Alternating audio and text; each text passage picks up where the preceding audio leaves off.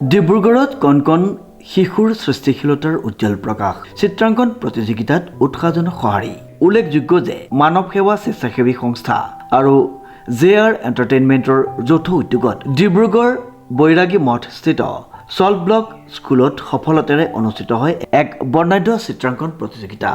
প্ৰতিযোগিতাখনিত প্ৰায় 100 গৰাকী কণ ছাত্ৰ ছাত্ৰীয়ে উৎসাহেৰে অংশগ্ৰহণ কৰি নিজৰ সৃষ্টিশীল প্ৰতিভাৰ অনন্য নিদৰ্শন দাঙি ধৰে। মানৱ সেৱা স্বেচ্ছাসেৱী সংগঠনৰ উদ্যোগত এটা সুন্দৰ কাম কৰিছে। মই মানৱ সেৱাৰ যিসকল উদ্যোক্তা আপি ভট্টাচাৰ্যকে ধৰি যিসকল আমাৰ আছে সকলোকে মই ধন্যবাদ জনাইছোঁ যে আমাৰ শিশুসকলক ছবি জগতলৈ লৈ যাব বিচাৰিছে, শিশুসকলক সপোনৰ জগতলৈ লৈ যাবৰ কাৰণে তেওঁলোকে এটা পৰিৱেশ দিছে। সাধাৰণতে চিত্ৰাংকন বা ছবি হ'ল আত্মাৰ ভাষা বুলি কোৱা হয়, য'ত কোনো শব্দ নাথাকে আৰু শিশুসকলৰ আচলতে এখন জগত থাকে। সেই জগতখন আমি কেতিয়াও কল্পনা কৰিব নোৱাৰোঁ। শিশুসকলৰ মনত কোনো কৃত্ৰিমতা নাথাকে, জটিলতা নাথাকে, কোনো কঠিনতা নাথাকে। তেওঁলোকৰ যি পবিত্ৰ মন, সেই মনেৰে তেওঁলোকে ছবি অংকন কৰিবৰ কাৰণে এটা পৰিৱেশ দিছে মানৱ সেৱা সংগঠনটোৱে। আমি পৃথিৱীত এটা কথাই দেখি আহিছোঁ যে আজি লিওনাৰ্ডো ভিঞ্চিয়ে এটা কথা কৈছিলে যে মই শিশু হৈ থাকিব বিচাৰোঁ আৰু শিশুৰ জগতখন মই মৃত্যু আগমুহূৰ্তলৈকে দেখি থাকিবলৈ বিচাৰোঁ। গতিকে শিশুসকলক কেনেকৈ আগুৱাই নিব পাৰি সেই কথাটো সদায় প্ৰত্যেকখন সমাজে চিন্তা কৰি আহিছে। গতিকে আজি আমি এটা কথা দেখিছোঁ যে এম.এফ. হুছেইন সমগ্ৰ পৃথিৱীৰ এগৰাকী জনপ্ৰিয় চিত্ৰশিল্পী আমাৰ ভাৰতবৰ্ষৰে, কিন্তু তেওঁ গোটেই পৃথিৱীখনক ভাল পাইছিলে, পৃথিৱীখনকে কেনভাছ ৰূপে তেওঁ লৈছিলে আৰু সামান্য এযোৰ চেণ্ডেল পিন্ধি তেওঁ য'তে ত'তে বা বেৰে ৱালে এনেকৈ য'তে ত'তে তেওঁ ছবি আঁকি ফুৰিছিলে আৰু তেনেকৈ গোটেই পৃথিৱীখনকে কেনভাছ হিচাপে এম.এফ. হুছেইনে লৈছিলে। গতিকে এই কথাবিলাকে আমাক এটা কথা প্ৰমাণ কৰে যে আমি শিশুৰ পৰা বৃদ্ধলৈকে এইখন জগতত থাকিব লাগে, যিখন জগতৰ কথা আমি দেখি আহিছোঁ বা সপোন দেখোঁ যে এখন সুন্দৰ পৃথিৱী, সপোনৰ পৃথিৱী। আৰু সেই ছবিখন সদায় আত্মিকভাৱে আঁকিব লাগে।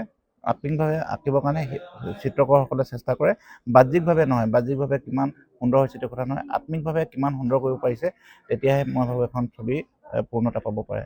গতিকে শিশুসকলক লৈ যি চিত্ৰাংকন প্ৰতিযোগিতা আৰম্ভ কৰিছে বা অনুষ্ঠিত কৰিছে, মই উদ্যোক্তাসকলক আকৌ এবাৰ ধন্যবাদ জ্ঞাপন কৰিছোঁ। উল্লেখযোগ্য যে অহা আগষ্ট মাহত অনুষ্ঠিত হ'বলগীয়া north east king and queen season 9 অনুষ্ঠানৰ পূৰ্বসূৰী কাৰ্যসূচীৰ অংশ হিচাপে এই চিত্ৰাংকন প্ৰতিযোগিতাৰ আয়োজন কৰা হয়।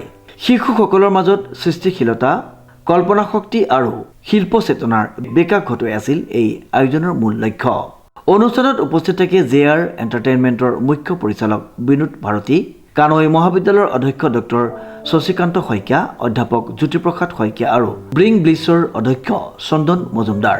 উপস্থিত অতিথিসকলে শিশুসকলৰ সৃষ্টিশীল প্ৰয়াসৰ উচ্চ প্ৰশংসা কৰি ভৱিষ্যতেও এনে উদ্যোগ অব্যাহত ৰাখিবলৈ আহ্বান জনায়। অনুষ্ঠানটি সুকলমে সঞ্চালনা কৰে উদীয়মান সমাজ কৰ্মী তথা অনুষ্ঠানৰ পৰিচালক আপি ভট্টাচাৰ্যই।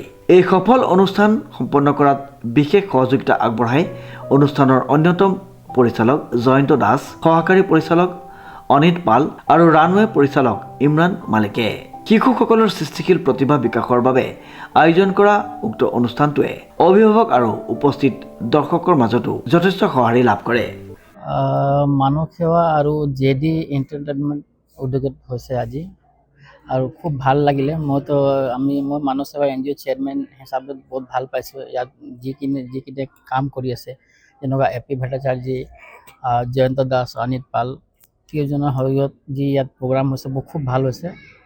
আমি চেষ্টা সেইটোৱে কৰিব বিচাৰোঁ সদায় কি খুব বেছি ভাল কেনেও কৰিব পাৰিম। আৰু ইয়াৰ মানে আজি 100 পাৰ্টিচিপেট ইয়াত আহিছে আৰু চবক আমি পাৰ্টিচিপেট যি চাৰ্টিফিকেট দিব লাগে দিলোঁ। আৰু যি নেক্সট প্ৰগ্ৰাম আমাৰ হ'ব তাত আমি মানে প্ৰাইজটো দিম যোনে ইয়াত জিকিব। জিকা হাৰা কথা নহয়, ইয়াত মানে পাৰ্টিচিপেট কৰাটোহে ভাল। কিন্তু সৰু কণ ল'ৰা ছোৱালী যি ইয়াত পাৰ্টিচিপেট কৰিছে ভাল লাগে, চাই নিজেই ভাল লাগে। তো আমি চেষ্টা সেইটোৱে কৰিম কি প্ৰত্যেক বছৰ যিমান পাৰোঁ আমাৰ NGO ফালৰ পৰা আমি এই প্ৰতিযোগিতা কৰাওঁ আৰু যোনে ভাল কৰে তাক মানে অসমৰ পৰা বাহিৰেও মানে পঠিয়াবৰ কাৰণে চেষ্টা কৰিম। আমাৰ মানৱ সেৱা এণ্ড JR এণ্টাৰটেইনমেণ্টৰ পৰা 9 নম্বৰ ছিজন চলি আছে mister and miss king and queen north east. তো এইটোৰ আণ্ডাৰত আজি আৰ্ট কম্পিটিশ্যনটো হ'ল, যেটো অৰ্গেনাইজ কৰিছে উত্তম চক্ৰৱৰ্তী, ডিব্ৰুগড় আছাম, চলবুক। আৰু আমাৰ অহা 28-29 অগষ্ট আমাৰ এই north east king and queen main প্ৰগ্ৰামটো হ'ব। আৰু আজি খুবেই ভাল লাগিছে, চবে হেল্প কৰিছে। আমাৰ বিনোদ ছাৰ যে মানৱ সেৱাৰ প্ৰেচিডেণ্ট, তাৰ আণ্ডাৰতে আমি প্ৰগ্ৰাম কৰোঁ, এনজিঅ'ৰ আণ্ডাৰত।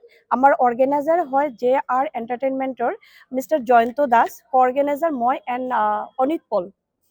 Thank you. আপোনালোকে আমাৰ শ্ব'ত আহিব, আৰু এইটোৰ যিটো প্ৰাইজ হ'ব আমি আমাৰ শ্ব'ৰ দিনাই এনাউন্স কৰিম। ডিব্ৰুগড়ৰ পৰা আইনুল আহমেদৰ এক বিশেষ প্ৰতিবেদন, নিউজ নাও।